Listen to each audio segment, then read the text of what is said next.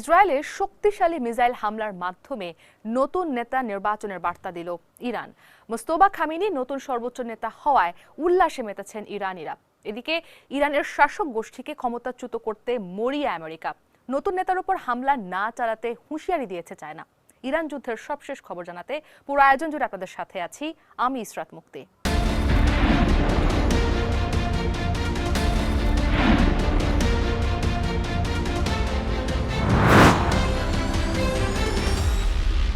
মোস্তফা খামেনিকে সর্বোচ্চ নেতা হিসেবে ঘোষণার পরই ইসরায়েলে ব্যাপক মিসাইল ও ড্রোন হামলা চালিয়েছে ইরান। একই সাথে হামলা হয়েছে মধ্যপ্রাচ্যের বেশ কয়েকটি দেশেও। বাহরাইনের সবচেয়ে বড় তেল শোধনাগারে হামলায় ব্যাপক ক্ষয়ক্ষতি হয়েছে। বিধ্বংসী হামলায় সর্বোচ্চ নেতা নির্বাচনের জানান দিল ইরান।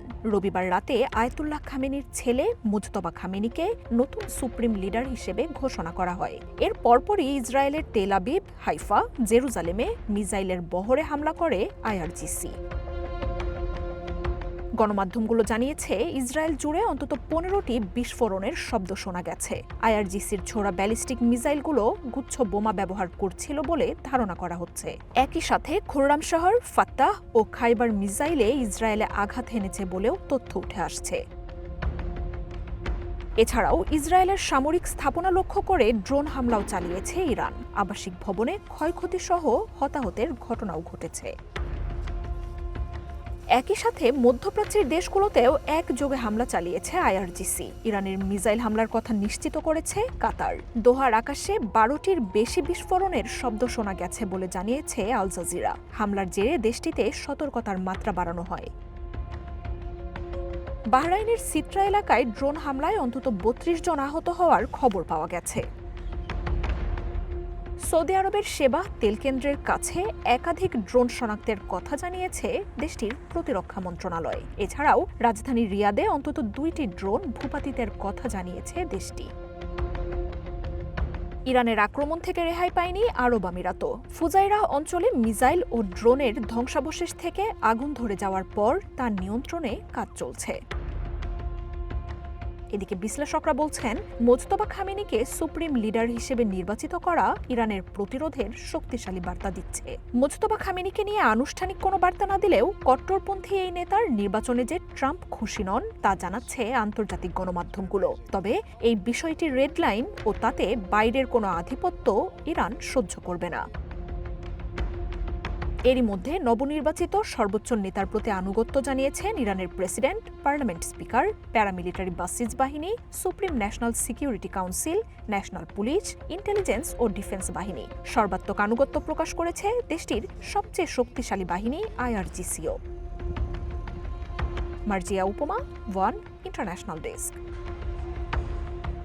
চরম সংকটের মাঝেই নতুন অভিভাবক পেল ইরান। প্রয়াত আয়াতুল্লাহ আলী খামেনির উত্তরসূরি হিসেবে ইরানের নতুন সর্বোচ্চ নেতা হলেন তার ছেলে মোস্তফা খামেনি। রুদ্ধদ্বার বৈঠক শেষে তার নাম ঘোষণার পরই তেহরানের রাজপথে নেমে উল্লাস করেছেন দেশটির হাজারো মানুষ। যুদ্ধের ক্রান্তি লগ্নে ইরানের রাশ এখন আয়াতুল্লাহ খামেনির ছেলে মোস্তফা খামেনির হাতে। এক সপ্তাহেরও বেশি সময় ধরে চলে আসা জল্পনা কল্পনার অবসান ঘটিয়ে অবশেষে রবিবার রাতে নতুন সর্বোচ্চ নেতা হিসেবে মোস্তফা খামেনির নাম ঘোষণা করে ইরান। আমেরিকা ও ইসরায়েলের সাথে চলমান যুদ্ধ এবং আমেরিকার প্রেসিডেন্ট ডোনাল্ড ট্রাম্পের আপত্তি উপেক্ষা করে মোস্তফা খামেনিকেই বেছে নিয়েছেন ইরানের শীর্ষস্থানীয় নেতারা। খামেনির মৃত্যুর শোক কাটিয়ে মোস্তফা খামেনির সর্বোচ্চ নেতা নির্বাচনে উচ্ছ্বসিত ইরানিরা। তেহরানের রাস্তায় নেমে উল্লাস প্রকাশ করেছেন তার সমর্থকরা। মোস্তফাকে তার প্রয়াত বাবা আয়াতুল্লাহ আলী খামেনির যোগ্য উত্তরসূরি হিসেবেই দেখছেন তারা। আমি মাত্রই খবর পেলাম যে তাকে সর্বোচ্চ নেতা হিসেবে বেছে নেওয়া হয়েছে। এই খবর শুনে খুশি হয়েছি। আমার বিশ্বাস এই শিয়া উম্মাহ বা মুসলিম জাতির নেতৃত্ব দেওয়ার জন্য তার চেয়ে যোগ্য আর কেউ হতেই পারে না। এটি আমাদের জন্য আনন্দের মুহূর্ত। আমরা বুঝতে পারছি না যে প্রিয় নেতার মৃত্যুতে শোক পালন করব নাকি নতুন নেতা পাওয়ার আনন্দে উৎসব করব। মোস্তফা দেখতে এবং আচরণে ঠিক তার বাবার মতোই। সব প্রার্থীর মধ্যে তিনিই সবচেয়ে যোগ্য এবং তার বাবার আদর্শের প্রতি সবচেয়ে অনুগত। মোস্তফা খামেনির এই অভিষেক ইঙ্গিত দিচ্ছে যে ইরানের শাসন ব্যবস্থায় কট্টরপন্থীরা এখনও শক্ত অবস্থানে রয়েছে। বিশেষ করে মোস্তফাকে নিয়ে ট্রাম্প আপত্তি জানানোর পরও তাকে ক্ষমতায় বসানো তেহরানের একটি কৌশলগত চাল হিসেবেই দেখা হচ্ছে। Samia Jannah, one international desk. সব জল্পনা কল্পনার অবসান করে খামেনি পুত্র মুস্তফা খামেনিকেই নেতা হিসেবে বেছে নিয়েছে ইরান, যা দেশটির ইতিহাসে অন্যতম গুরুত্বপূর্ণ এবং সুদূর প্রসারী সিদ্ধান্ত বলে মনে করছেন বিশ্লেষকরা। অনেকে মনে করেন অল্প বয়স হওয়ার কারণে বাবার চেয়ে আরও বেশি চৌকস হতে পারেন মুস্তফা খামেনি। আমেরিকা এবং ইসরায়েলের আগ্রাসনে আয়াতুল্লাহ আলী খামেনি নিহত হওয়ার পর কে হবেন ইরানের সর্বোচ্চ নেতা এ নিয়ে চলছিল নানা জল্পনা কল্পনা। দেশটির কর্মকর্তারা নিরাপত্তার জন্য আনুষ্ঠানিকভাবে নাম প্রকাশ না করলেও অবশেষে দেশটির রাষ্ট্রীয় গণমাধ্যম নিশ্চিত করেছে খামেনির ছেলে মোস্তফা খামেনি দেশটির সর্বোচ্চ নেতা নির্বাচিত হয়েছেন। আয়াতুল্লাহ সৈয়দ মুজতবা হুসেইনি খামেনেই 1979 সালের বিপ্লবের পর এই প্রথমবারের মতো একই পরিবারের মধ্যে ক্ষমতা হস্তান্তরিত হল, যা ইরানের ইতিহাসে অন্যতম গুরুত্বপূর্ণ এবং সুদূরপ্রসারী এক সিদ্ধান্ত। 56 বছর বয়সী মোস্তফা খামেনি কখনো সরাসরি নির্বাচনে লড়েননি কিংবা জনমতের মুখোমুখিও হননি, অথচ গেল কয়েক দশক ধরে তিনি ইরানের শাসন ব্যবস্থার নিউক্লিয়াস বা ক্ষমতার কেন্দ্রে এক অতি প্রভাবশালী ব্যক্তিত্ব হিসেবে নিজেকে প্রতিষ্ঠিত করেছেন। বিশেষ করে ইরানের সবচেয়ে শক্তিশালী সামরিক শাখার বিপ্লবী গার্ড বাহিনীর সাথে তার সম্পর্ক অত্যন্ত গভীর। অবাক করার বিষয় হলো মোস্তফা খামেনি বরাবরই নিজেকে লোকচক্ষুর আড়ালে রাখতে পছন্দ করতেন। তিনি জনসম্মুখে কোনো বক্তৃতা বা ভাষণ দেননি। ক্ষমতার শীর্ষে থাকলেও তার এই নীরবতা এতটাই রহস্যময় যে অনেক ইরানি আজও তার কণ্ঠস্বর শোনেনি। এমনকি বাবার দেখানো পথেই গড়ে তুলেছেন নিজেকে। অনেকে মনে করেন অল্প বয়স হওয়ার কারণে বাবার চেয়ে আরও বেশি চৌকস হতে পারেন মোস্তফা। বিশ্লেষকরা বলছেন মোস্তফার এই প্রত্যাবর্তনে ইরানের প্রশাসনে কট্টরপন্থীদের নিয়ন্ত্রণ আরও শক্ত হওয়া, সেই সাথে অদূর ভবিষ্যতে পশ্চিমাদের সাথে যে কোনো আপোষ বা আলোচনার পথ কার্যত বন্ধ হয়ে যাওয়া। Masud Rana, one international desk. ওয়াশিংটনের হুমকি আর তেল আবিবের রক্তচক্ষু কোনো কিছুই দমাতে পারছে না তেহরানকে। প্রেসিডেন্ট ট্রাম্প যখন ইরানকে নিঃশর্ত আত্মসমর্পণ করতে বলছেন, ঠিক তখনই মোস্তফা খামেনির অভিষেক এক শক্তিশালী কৌশলগত বার্তা। বিশ্লেষকরা বলছেন এই সিদ্ধান্ত কেবল ক্ষমতার পালাবদল নয়, বরং পশ্চিমা আধিপত্যের বিরুদ্ধে ইরানের দীর্ঘমেয়াদী এবং কঠোর প্রতিরোধের প্রতিফলন। ওয়াশিংটন যখন ইরানের শাসন ব্যবস্থা বদলে দেওয়ার ছক কষছে, তেহরান তখন মোস্তফা খামেনিকে সামনে রেখে পাল্টা প্রতিরোধের চূড়ান্ত বার্তা দিল। আয়াতুল্লাহ খামেনির উত্তরসূরি হিসেবে মোস্তফার এই অভিষেক বিশ্ব রাজনীতিতে এক স্পষ্ট বার্তা। এটি প্রমাণ করে দিল বাইরের কোনো চাপ বা সামরিক হুমকি ইরানকে তার বিপ্লবী আদর্শ থেকে এক চুলও নড়াতে পারেনি। মিডল ইস্ট ইনস্টিটিউটের বিশ্লেষক অ্যালেক্স ভাতানকা বলছেন, মোস্তফা খামেনির এই উত্থান ডোনাল্ড ট্রাম্পের নীতির বিরুদ্ধে এক সরাসরি চ্যালেঞ্জ। ট্রাম্প প্রশাসন যে কূটনৈতিক ও সামরিক চাপের মুখে ইরানকে নতজানু করতে চেয়েছিল, মোস্তফার নিয়োগ সেই পরিকল্পনাকে কার্যত ব্যর্থ করে দিয়েছে। ইরানের অবশিষ্ট নেতৃত্ব ডোনাল্ড ট্রাম্পকে সরাসরি না বলে দিয়েছে। তারা চাপের মুখে নতি স্বীকার না করে বরং শাসনের কঠোর ধারাবাহিকতাকেই বেছে নিয়েছে। ওয়াশিংটনের জন্য এটি একটি সতর্ক বার্তা। তাদের চাপ প্রয়োগের নীতি তেহরানে কোনো পরিবর্তন আনতে ব্যর্থ হয়েছে।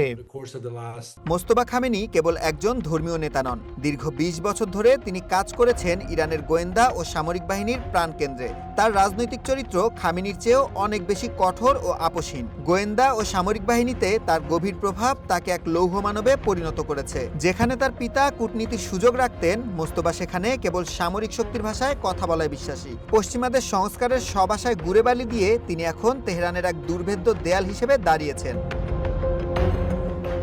বিশ্লেষণে উঠে এসেছে মোস্তফার চরিত্রে কোনো সংস্কারবাদী ছায়া নেই। তিনি মনে করেন পশ্চিমাদের প্রতি নমনীয়তা মানেই পরাজয়। বিশেষ করে ইসরায়েলের ক্রমবর্ধমান হুমকির মুখে তিনি ইরানকে একটি দুর্ভেদ্য সামরিক শক্তিতে রূপান্তর করতে বদ্ধপরিকর। তার এই কঠোর নীতি ইসরায়েলি গোয়েন্দা সংস্থা মোসাদের জন্য এক বড় চ্যালেঞ্জ।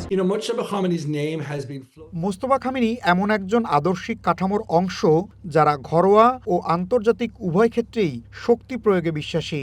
গত ২০ বছরে তার আচরণে সংস্কারের কোনো চিহ্ন দেখা যায়নি। তিনি একজন খাঁটি ইসলামী বিপ্লবী এবং কট্টরপন্থী নেতা। খামেনির উত্তরসূরি এবং কট্টরপন্থী নেতা হিসেবে মোস্তফার হাতে রয়েছে এক অপ্রতিদ্বন্দ্বী রাজনৈতিক ক্ষমতা।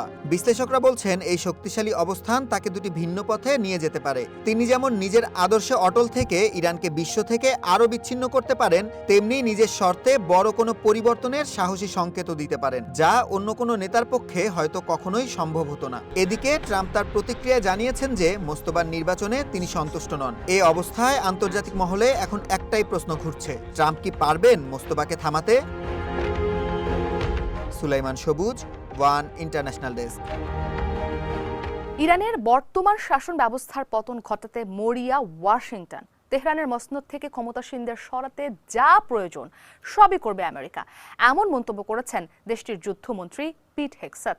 তবে ইরানে স্থলবাহিনী পাঠানোর সম্ভাবনা নাকচ করেছেন তিনি। আমেরিকার প্রেসিডেন্ট ডোনাল্ড ট্রাম্প এবং যুদ্ধমন্ত্রী পিট হেগসেথ অঙ্গীকার করেছেন যে ইরানের শাসন ব্যবস্থাকে ক্ষমতাচ্যুত করতে যা যা প্রয়োজন তার সবকিছুই করবেন। তেহরানে আমেরিকার স্থলবাহিনী পাঠানোর সম্ভাবনার বিষয়েও ইঙ্গিত দেন Hegseth. But we were always controlling the throttle about whether or not to go or not go, and ultimately to advance American interests and protect American lives. স্থানীয় সময় রবিবার সিবিএস নিউজের 60 মিনিটস অনুষ্ঠানে সাংবাদিক মেজর গ্যারেটের সাথে এক সাক্ষাৎকারে হেগসেথ বলেন, ইরানের সফল হওয়ার জন্য যতটা প্রয়োজন ঠিক ততদূর পর্যন্ত যেতে প্রস্তুত রয়েছেন তিনি ও প্রেসিডেন্ট ট্রাম্প।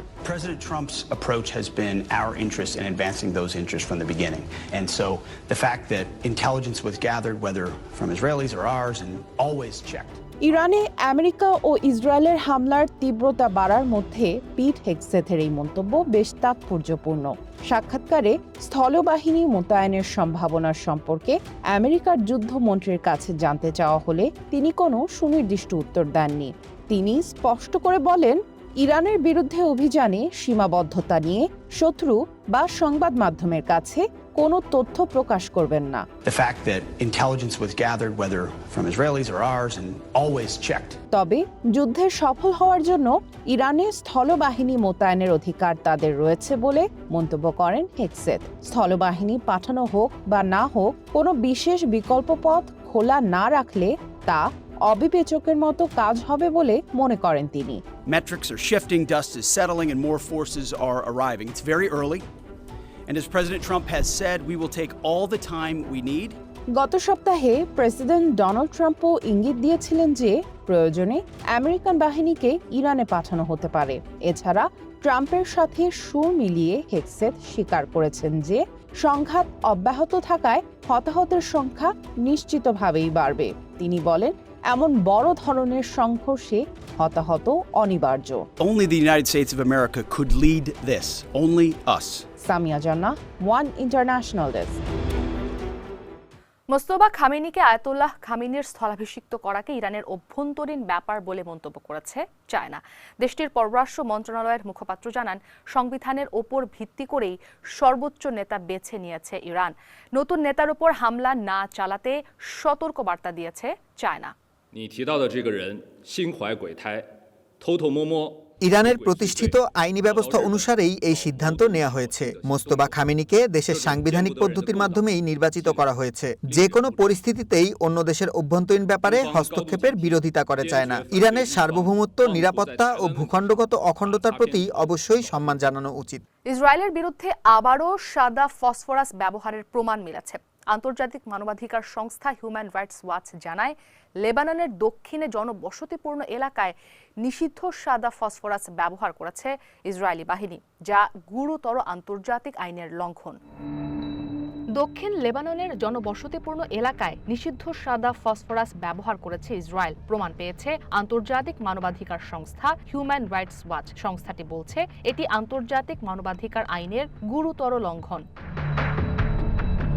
সোমবার প্রকাশিত এক প্রতিবেদনে সংস্থাটি জানায়, গত ৩রা মার্চ দক্ষিণ লেবাননের ইয়হমোর গ্রামে আবাসিক এলাকার ওপর এই মারাত্মক রাসায়নিক অস্ত্র নিক্ষেপ করে ইসরায়েলি বাহিনী, যার ফলে অন্তত ২টি বাড়ি ও একটি গাড়িতে অগ্নিকাণ্ডের ঘটনা ঘটে। ৭টি ছবি এবং ভিডিও ফুটেজ যাচাই করে হিউম্যান রাইটস ওয়াচ নিশ্চিত করেছে যে ইসরায়েলি সামরিক বাহিনী ১৫৫ মিলিমিটার আর্টিলারি প্রজেক্টাইল ব্যবহার করে এই হামলা চালিয়েছে। সাদা ফসফরাস অক্সিজেনের সংস্পর্শে আসা মাত্রই জ্বলে ওঠে।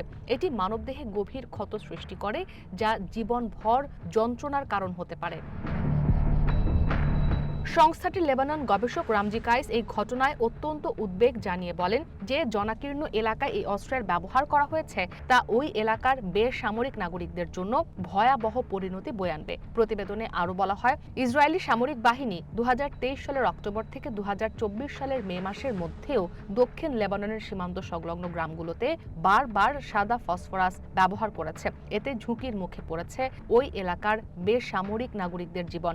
HRW এই কর্মকাণ্ডকে বেআইনি এবং আন্তর্জাতিক যুদ্ধনীতির পরিপন্থী বলে উল্লেখ করেছে।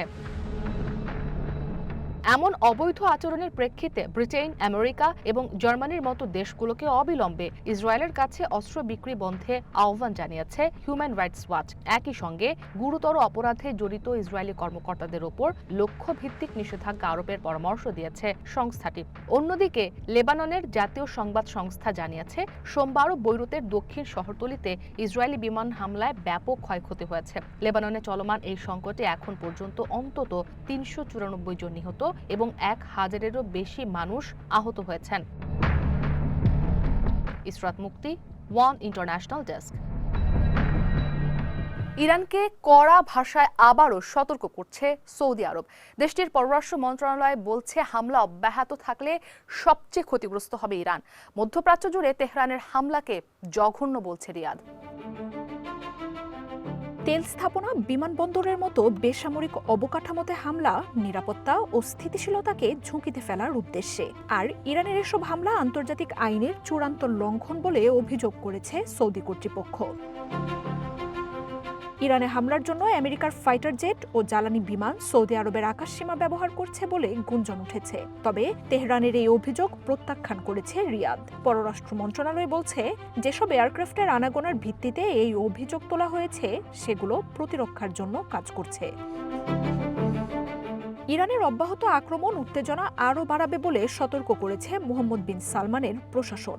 জানিয়েছে, এমন পদক্ষেপ তেহরান রিয়াদের বর্তমান ও ভবিষ্যৎ সম্পর্কে গুরুতর প্রভাব ফেলবে। ইরানের চলমান হামলায় সংঘাতের চক্র ঠেকানোর কোনো লক্ষণ দেখা যাচ্ছে না, আর এতে ইরানই সবচেয়ে বেশি ক্ষতিগ্রস্ত হবে বলে হুঁশিয়ারি দিয়েছে সৌদি।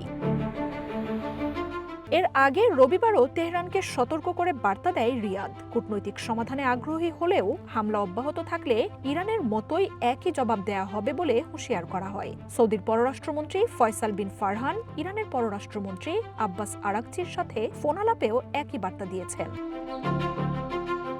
জানান, ইরান হামলা অব্যাহত রাখলে আমেরিকার বাহিনীকে নিজেদের সামরিক ঘাঁটি ব্যবহারের অনুমতি দিতে বাধ্য হবে রিয়াদ। এমনকি পাল্টা জবাব দিতে বাধ্য হবে তারাও। গত ২৮ ফেব্রুয়ারি ইরানে ইসরায়েল আমেরিকার যৌথ হামলার কয়েক ঘন্টার মধ্যেই পাল্টা আক্রমণ শুরু করে IRGC। এই হামলায় মধ্যপ্রাচ্য জুড়ে আমেরিকার সামরিক ঘাঁটিগুলোকে নিশানা করা হয়। সৌদি আরব, আমিরাত, কাতার, বাহরাইনের মতো দেশগুলোর গুরুত্বপূর্ণ জ্বালানি অবকাঠামোগুলোতেও আঘাত হানছে ইরানের মিসাইল ও ড্রোন। ইরানের দাবি, দেশটিতে বিধ্বংসী হামলার জন্য সৌদি আরব সহ উপসাগরীয় দেশগুলোর আকাশসীমা ব্যবহার করছে আমেরিকার বাহিনী। এছাড়াও এসব দেশ আমেরিকাকে ইরানের বিষয়ে গোয়েন্দা তথ্য সরবরাহ করছে বলেও অভিযোগ তেহরানের।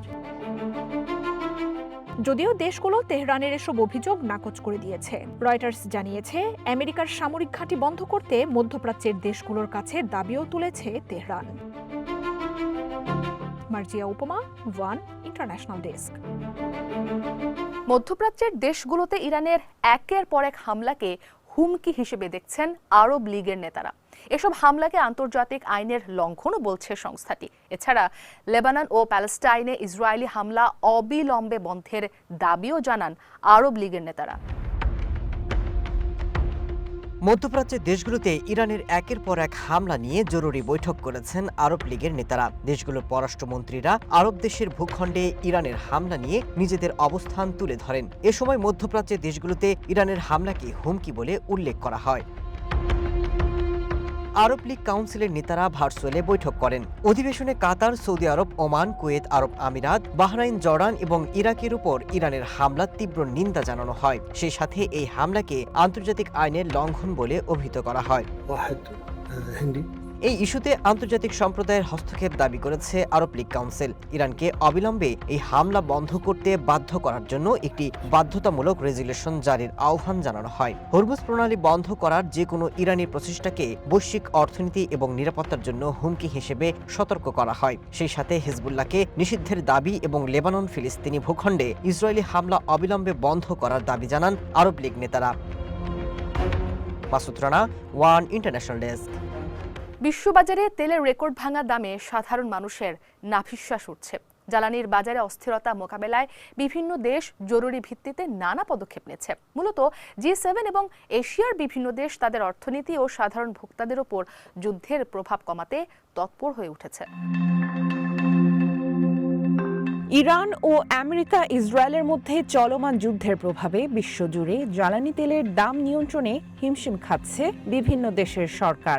একদিকে প্রধান তেল উৎপাদনকারী দেশগুলো উৎপাদন কমানোর ঘোষণা দিয়েছে, অন্যদিকে তেহরানের নতুন নেতৃত্ব ইঙ্গিত দিয়েছে যে তারা কট্টরপন্থী অবস্থানেই অটল থাকবে। পরিস্থিতির ভয়াবহতা বিবেচনা করে বিশ্ব অর্থনীতিকে বড় ধরনের ধস থেকে বাঁচাতে মরিয়া হয়ে উঠেছে রাষ্ট্রগুলো।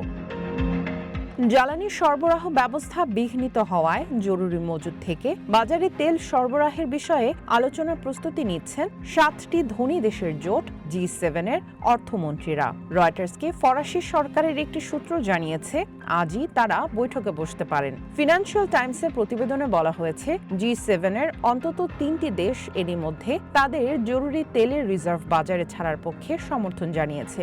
IEA-এর 32টি সদস্য দেশের কাছে বর্তমানে প্রায় 120 কোটি ব্যারেল তেল সংরক্ষিত রয়েছে। আমেরিকান কর্মকর্তাদের মতে বর্তমান সংকট কাটাতে বাজারজাত করার জন্য 30 থেকে 40 কোটি ব্যারেল তেল পর্যাপ্ত হতে পারে। ইরান যুদ্ধের কারণে 30 বছরের ইতিহাসে প্রথমবারের মতো জ্বালানি তেলের দাম বেঁধে দেওয়ার সিদ্ধান্ত নিতে যাচ্ছে সাউথ কোরিয়া। দেশটির মোট আমদানি করা তেলের 70% আসে মধ্যপ্রাচ্য থেকে। বর্তমান পরিস্থিতিতে আতঙ্কিত হয়ে তেল না কিনতে জনগণকে অনুরোধ জানান সাউথ কোরিয়ার প্রেসিডেন্ট লি জাইমিয়ং। এশিয়ার আরেক দেশ জাপানেরও 95% তেল আসে মধ্যপ্রাচ্য থেকে। দেশটি তাদের বিপুল মজুদ থেকে তেল ছাড়ার প্রস্তুতি নিলেও এখনো চূড়ান্ত সিদ্ধান্ত নেয়নি। জাপানের কাছে প্রায় 354 দিনের জ্বালানি মজুদ রয়েছে বলে জানাচ্ছে গণমাধ্যম। ভিয়েতনাম জ্বালানির ওপর থেকে আমদানি শুল্ক প্রত্যাহার করেছে। পরিশোধকদের জ্বালানি রপ্তানি বন্ধ করতে এবং প্রতিশ্রুতিবদ্ধ চালান বাতিলের চেষ্টা করতে বলেছে চায়না। এদিকে বিদ্যুৎ ও জ্বালানি সংরক্ষণের জন্য বিশ্ববিদ্যালয় বন্ধ ঘোষণা করেছে বাংলাদেশ সরকার। Samia Jannah, one international desk. আজ এই পর্যন্তই। আগামীকাল একই সময়ে আবারও হাজির হব মধ্যপ্রাচ্যের সব খবর নিয়ে। ততক্ষণ ভালো থাকুন আর আন্তর্জাতিক অঙ্গনের সবশেষ আপডেট জানতে সাবস্ক্রাইব করুন চ্যানেল ওয়ানের ইউটিউব চ্যানেল আর ফলো করুন আমাদের ফেসবুক পেজে।